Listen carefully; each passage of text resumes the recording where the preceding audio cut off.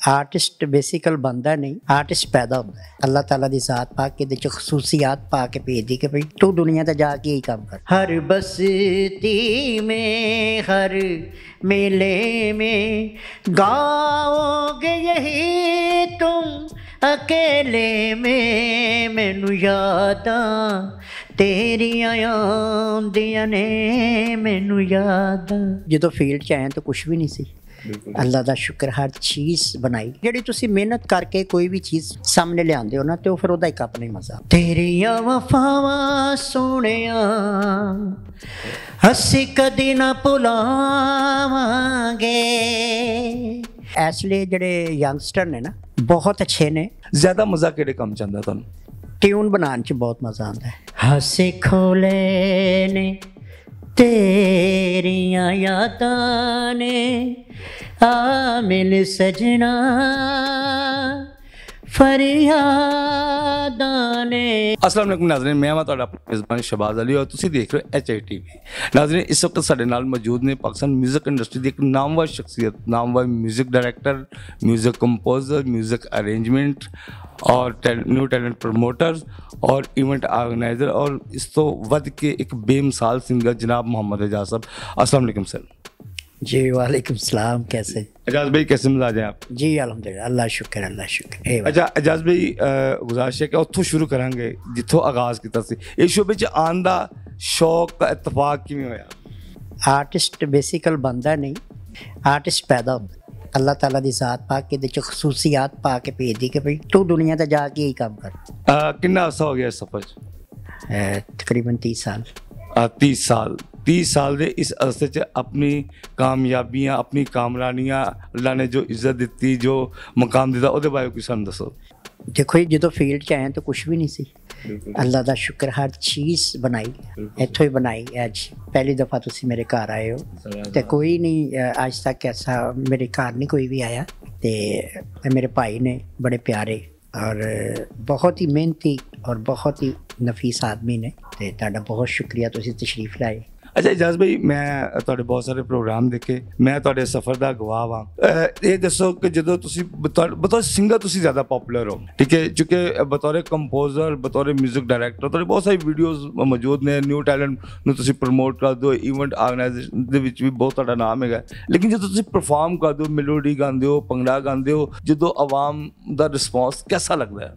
बहुत अच्छा सर। देखो जिहड़ी तुसी मेहनत करके कोई भी चीज़ सामने लियाते हो ना तो फिर उहदा एक अपना ही मज़ा। बिल्कुल सही गल है, बिल्कुल सही गल है। अच्छा ये दसो कि पड़ोसी मुल्क दे विच भी जारी बात है तुहाडी बड़ी फैन फॉलोइंग है, कभी उधर कोई कॉल, कोई सद्दा कोई आया होवे? नहीं, बहुत सारे। तुहानूं पता है कि मैं 2001 च भी गया सा, 2002 च फिर मैं गया सा, ते हुण भी काफ़ी सारे। हुण तो बहुत ईजी हो गया मसला ना, हुण तो WhatsApp ते सारे बहुत ज़्यादा तलकात ने, काफ़ी उत्थों दे म्यूजिक वाले बंदियां नाल भी, खवातीन भी ने, जेंट्स भी ने, तो बहुत सारी गपशप होंदी है।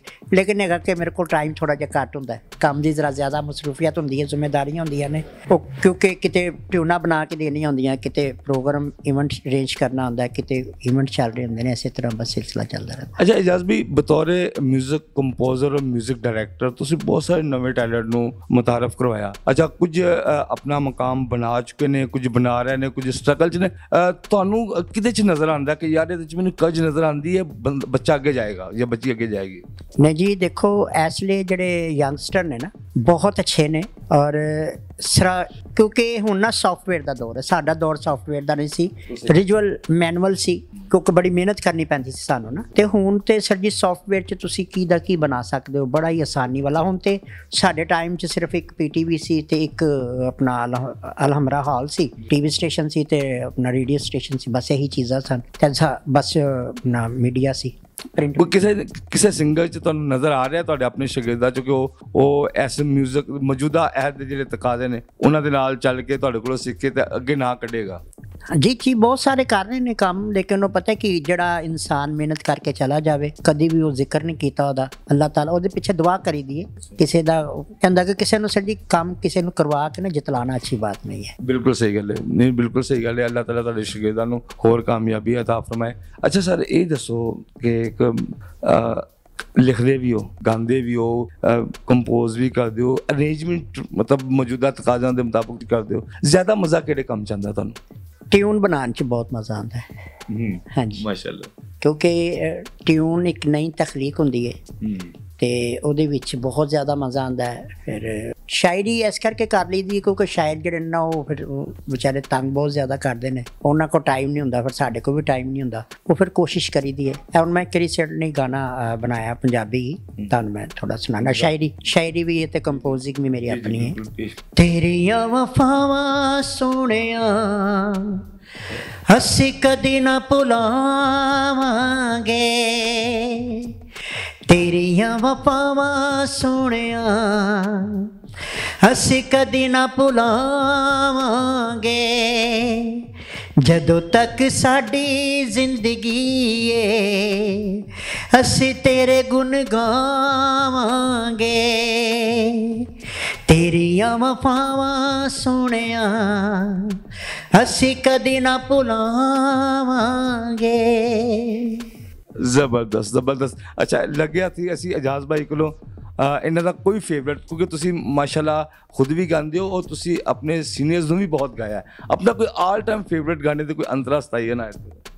कब तक तुम परदेस रहोगे, आओगे ना खत लिख दोगे, मैं घुट घुट कर जान दे दूंगी, फिर तुम किसको जान कहोगे, ढूंढोगे जंगल बेले में, हर बस्ती में हर मेले में, गाओगे यही तुम अकेले में, मैनू यादां तेरियां आउंदियां ने, मैनू यादां। क्या बात है, क्या बात है। अच्छा इजाज़ भाई, जिंदगी के हर शोबे दे विच ग्रो बंदी एक दूसरे की लत्त खिंचन और जैलसी ये वो अनासर मौजूद ने, क्या म्यूजिक इंडस्ट्री च भी ये चीज़ां पाई जांदियां ने? नहीं, हर जगह ते है, लेकिन ਜਿਹੜੇ ਲੋਕ ਕੰਮ ਕਰਦੇ ਨੇ ਨਾ ਉਹਨਾਂ ਕੋਲ ਇੰਨਾ ਟਾਈਮ ਹੀ ਨਹੀਂ ਹੁੰਦਾ ਜਿਹੜਾ ਉਹ ਕਿਸੇ ਨੂੰ। ਪੂਰੀ ਦੁਨੀਆ ਤੇ ਹੁਣ ਜਿੰਨੇ ਵੀ ਮੁਲਕ ਵੇਖੇ ਆ ਜੀ, ਜ਼ਿੰਦਗੀ ਦਾ ਇਹੀ ਨਿਚੋੜ ਕੱਢਿਆ। ਦੋ ਹੀ ਤਰ੍ਹਾਂ ਦੇ ਬੰਦੇ ਨੇ। ਕਿੱਥੇ ਗਿਆ ਜਿੰਨੇ ਵੀ ਦੱਸ ਦਿਓ। मैं अरब कंट्री सारी तमाम अलहमदुलिल्लाह फिरिया वहाँ, Dubai, Muscat, Thailand, Sharjah, Abu Dhabi, सऊदिया उमरा किता जा गए, ते अपना इंडिया गए, साउथ अफ्रीका गए, ते पाकिस्तान पूरा अलहमदुलिल्लाह अल्लाह का शुक्र है। ते ਜਿਹੜੇ ਲੋਕ ਗੱਲਾਂ ਕਰਦੇ ਉਹ ਕੰਮ ਨਹੀਂ ਕਰਦੇ, ਜਿਹੜੇ ਕੰਮ ਕਰਦੇ ਉਹ ਗੱਲਾਂ ਨਹੀਂ ਕਰਦੇ। क्या बात। अच्छा इजाज़ भाई, ਤੁਹਾਡੀ फैमिली चो कोई होर म्यूजिक इंडस्ट्री च आया हो या ਤੁਹਾਡੇ ਬੱਚੇ जो ਕਿਸੇ ਦਾ ਕੋਈ ਰੁਝਾਨ ਲੱਗਦਾ ਇਸ ਪਾਸੇ? नहीं, मेरे माशाल्लाह 3 बेटे ने, 2 बेटियां ने, 2 बेटे मेरे हाफ़िज़ कुरान ने, ते अल्हम्दुलिल्लाह बड़ा ही मालिक दा करम है। कोई नहीं, बच्चियां चो नहीं सही कोई। यानी कि म्यूजिक इंडस्ट्री दे विच तुसी इकल्ले हो अपने पूरे खानदान दे विच जिन्हां ने इस शोबे च अपना नाम मकाम बनाया ते खिदमत की है?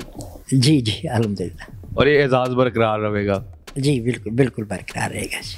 अच्छा इजाज़ भाई, न्यू कमर्स वास्ते ਜਿਹੜੇ म्यूजिक इंडस्ट्री ਨੂੰ ਮੁxtਲਿਫ ਸ਼ੋਬਿਆਂ 'ਚ ਜੁਆਇਨ ਕਰਨਾ ਚਾਹੁੰਦੇ ਨੇ, ਕਿਉਂਕਿ ਤੁਸੀਂ ਸਾਰੇ ਸ਼ੋਬਿਆਂ 'ਚ ਕੰਮ ਕੀਤਾ, ਕੀ ਪੈਗਾਮ ਦੇਣਾ ਚਾਹੋਗੇ? देखो जी, पैगाम यही कि अच्छी मेहनत करके आओगे तो देर पार रहोगे मार्केट से, तो जिन्ना शॉर्टकट आओगे, जितनी जल्दी आओगे उतनी जल्दी चले जाओगे। क्या बात है, क्या बहुत खूबसूरत। सजाद अली साहब देखो अज भी माशाल्लाह गा रहे हैं, बड़ा परफेक्ट। वो बहुत घट गाने मार्केट च सुनता है, लेकिन वो साढ़े वर्गे बंदे, बड़े काम वाले बंदे ਜਿਹੜੇ ਨੇ ਉਹ ਉਹਨਾਂ ਨੂੰ ਸੁਣਦੇ ਨੇ। ਬੜਾ ਅੱਛਾ ਪਿੱਛੇ ਜੇ ਇੱਕ ਸੌਂਗ ਸੀ ਉਹਨਾਂ ਦਾ ਬੜਾ ਹੀ ਪਿਆਰਾ ਲੱਗਾ, ਹਾਸੇ ਖੋਲੇ ਨੇ तेरियां यादां ने, आ मिल सजना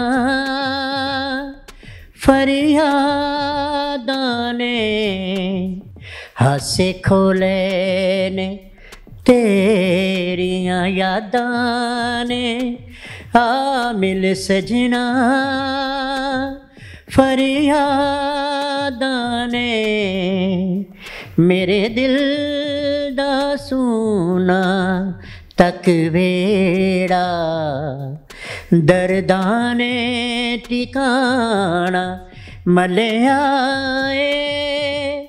तू ना विछड़ के मिलो विचन सजना, असा सारा जमाना लबे आए, तस्वीर बना के मैं तेरी, जीवन दा बहाना लबे आए, तू ना विछड़ के मिलियो वे चन सजना, असा सारा जमाना लबे आए, हासे खोले ने तेरिया यादां ने। क्या बात है, क्या बात। बहुत शुक्रिया एजाज भाई। नाजरीन, मोहम्मद एजाज जैसे साडे जिहड़े दोस्त इस मुल्क दा सरमाया ने, जिन्होंने अपनी पूरी जिंदगी अपने अपने शोबियां दे विच वक्फ करके कौम नू, मुल्क नू, मुस्तकबिल नू अपना बेहतरीन दिता, और वो आने वाली नस्लों वास्ते मशले राह उन्हों का काम। तो असी उन्हों शुक्रिया भी अदा करने ते खराज तहसीन भी पेश करने। अपने मेज़बान शहबाज अली और साथी कैमरामैन महाद अब्बासी को इजाज़त दो। बहुत शुक्रिया।